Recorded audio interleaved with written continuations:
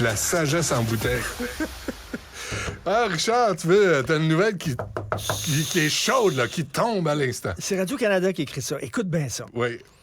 L'entreprise Adestra Labs a reçu le 17 février dernier l'approbation de Santé Canada pour produire, vendre et distribuer de la cocaïne en Colombie-Britannique.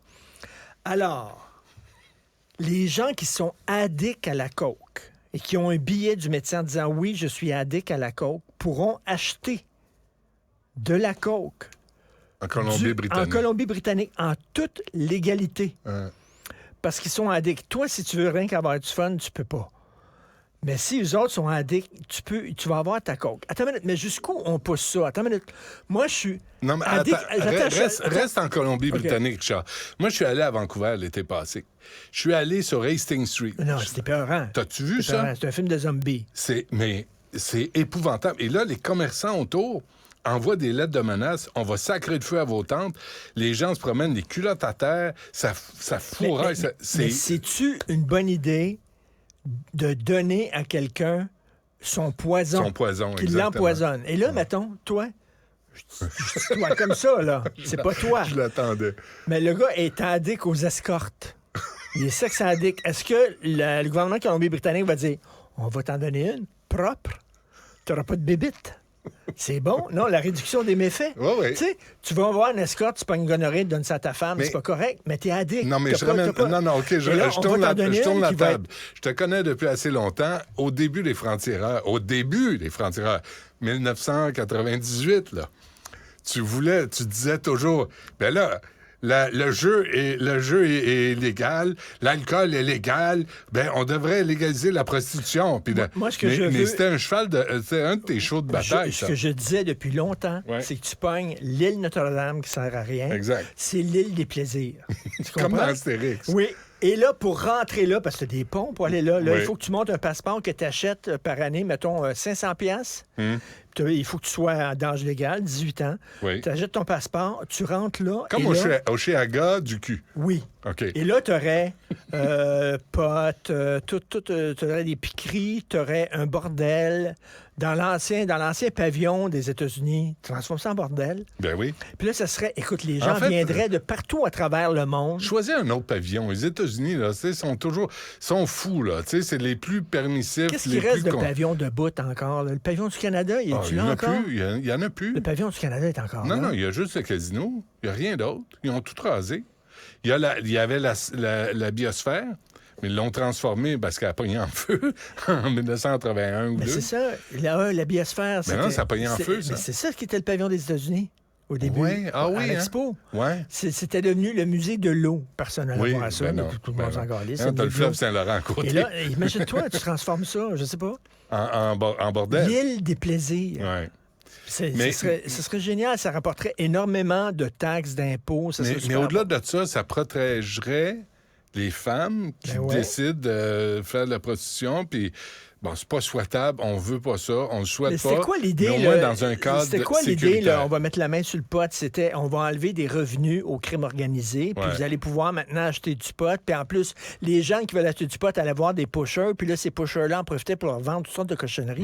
Fait que là, vous allez à SQDC, puis c'est ça. Fait que pourquoi élargissons cet esprit-là? Faisons comme ils ont fait en Colombie-Britannique. Pourquoi on vendrait de la coke seulement aux addicts? Et check bien ça, toi. Les faux bulletins de médecins que les gens vont se faire. Le crime organisé va se pitcher là-dedans. Là. C'est sûr. Là. Mais le nombre d'histoires, là, tu sais, je lisais la biographie là, de l'éditeur de Rolling Stone, là, John Wenner, puis il parlait d'Hunter Thompson. Je sais pas si tu l'as lu, oui. moi, on l'aimait beaucoup, Hunter Thompson. Mais il est mort de ça. À un moment donné, il n'y en a jamais assez. Tu sais, puis on les a vus, les films où les gens se perdent dans la coke, là, puis ils perdent tout, ils perdent leur nez, ils perdent leur... Lucien Francaire, il a tout bu, sniffé, shooté tout, puis il dit la pire drogue au monde, c'est la coke. Ouais. La pire. Mais là, c'est comme si on abdiquait. Mais là, oui, t'abdiques. Là, tu dis, eux autres, ils sont addicts à la coke. Plutôt qu'essayer de les aider, ben, tu vas pouvoir acheter ta dose parce que sinon, tu vas te sentir mal. La prohibition n'a pas marché. La prohibition marche pas. Mais je ne sais plus, parce que, tu sais, j'ai fait une entrevue avec les 3 personnes là, qui s'occupent des sans-abri dans le métro. Puis là, tu dis, d'un côté, il faut s'occuper de ces gens-là. De l'autre côté, je me dis, tu peux pas tout céder. Tu peux pas céder tout l'espace. Qu'est-ce qu'on dit sur la cigarette? On dit, il faut arrêter de fumer, c'est pas bon pour ta santé. Mais, par contre, si t'es accro à coke, tu vas pouvoir en acheter. Je comprends pas. Je ne comprends pas. Ouais, c'est comme si on n'a pas trouvé la bonne façon pour gérer ces problèmes sociaux qui sont réels. Puis là, la prohibition puis la répression a ses limites. Ça n'a pas été un gros succès. Puis en même temps, tout permissif, ça peut pas marcher non plus, parce que là, les gens tombent en bas de la falaise. Dame et fidou, que tu fasses un ou l'autre, il n'y a rien qui fonctionne. Mais tu sais, en même temps, tu laisses... C'est assez spécial. Il y a une entreprise qui a eu une permission de Santé Canada pour produire de la coke. Oui. Ben, c'est une des il y a des gens qui vont travailler là. Qu'est-ce que tu fais? Moi, à longueur de jour, je fais de la coke. Mais s'il était à côté, dans le sous-sol, à côté d'un gars à faire de la coke, là, ça serait dans la prison. Ouais. Mais il traverse la rue, puis il va l'autre bord. Ça me fait penser, quand j'étais à voir, il y avait une performeuse. Elle était venue au Club Soda. Christy, son nom m'échappe. Elle avait des gros lolos. Énorme, Lolo, OK? Elle se mettait tout nu, puis elle shakeait les lolos. C'était une performance artistique au Club Soda. Annie Springle. Merci beaucoup. Ouais. Tu pouvais te faire photographier. Tu étais assis, là, puis les gens se faisaient photographier la tête entre ces 2 lolos. Puis là, elle se faisait photographier. Puis elle faisait des tit prints. Elle se mettait les lolos dans des pots de peinture, puis elle mettait ça, c'est une toile. Et là, moi, je trouvais ça très drôle parce qu'en face du Club Soda, il y avait un club de temps plus. Fait que là, j'ai dit, ici, c'était toutes les branchés qui étaient là. C'est donc le fun. C'était de l'art. On va se faire... C'était de l'art. Oui. Tu traversais la rue, c'était du vice. C'est la même crise d'affaires. Tu payais pour mettre ta face dans une paire de lolo. Ça, c'était du vice. Tu traversais la rue, tu étais au Club Soda. C'est de l'art. Puis là, elle avait donné des entrevues. Là. Mais c'est drôle parce que Sandra, là, au bord de la rue, elle donnait pas d'entrevue. Et tu buvais de la Black Label avec l'art. Mais l'autre, c'était une grosse molle. Comment ça? Une grosse molle. Toi, t'as peut-être une grosse molle. Moi, pas moi. Ça dépend comment tu commandes. Pitou la botte. Comment elle s'appelait? Pitou la botte. Bébé papillon.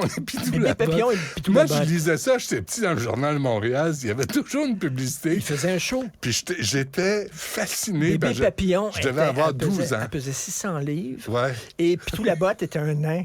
Et les deux dansaient nus. L'as-tu vu, ça? Non, j'ai jamais vu ça. J'ai jamais vu ça, mais je me souviens de l'annonce. Puis ça m'intriguait. J'avais, je sais pas, 12-13 ans. Puis je me disais, c'est quoi ce numéro-là? Il y avait des annonces en spectacle. Oui. Pitou la botte et Bébé papillon. Ouais. Mais Annie Sprinkle, c'est une artiste. Ouais. Sandra, dans la deuxième partie de son spectacle, pas une actrice. Qu'est-ce qui est arrivé avec Annie? Elle a traversé la rue, je pense. Hein?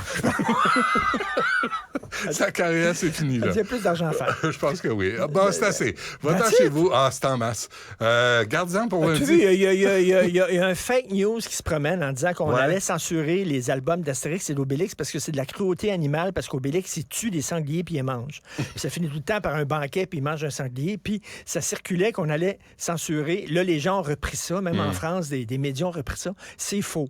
Sauf que ce qui était peurant là-dedans, c'est que ça pourrait être vrai. Ben, il y en a eu des coins qui ont mis le feu à des bandes dessinées à Ottawa, en Ontario, c'était où? Oui. Ben, on a vécu ça l'année passée. Fait que c'est possible, puis moi, ça on a fait le procès. Pas qu'à un moment donné qu'on dise, effectivement, tu sais, on a enlevé la cigarette dans la bouche de Lucky Luke. Fait que là, il va manger, t'imagines, à la fin du banquet d'Astérix et du buffet, là. Un rôti de tofu. De tofu. Ouais, du kale. Ouais, il va chasser du tofu dans la forêt, puis ils vont l'attraper. Une brochette de choux de Bruxelles. C'est bon, ça dépend comment c'est fait. Quand tu pisses après avoir mangé des choux de Bruxelles... C'est des asperges. C'est les asperges où ça pue. C'est astringent. Mais tu sais, la pisse, en général, c'est pas un parfum. C'est astringent. Je n'arrive jamais à trouver la différence. J'ai jamais goûté, je peux pas te dire. Je sais que le pH est différent, en tout cas. Traite-le comme... Fais un traitement choc comme une piscine. Bon, c'est assez. Bon week-end. Du Trisac. Tout ce que vous venez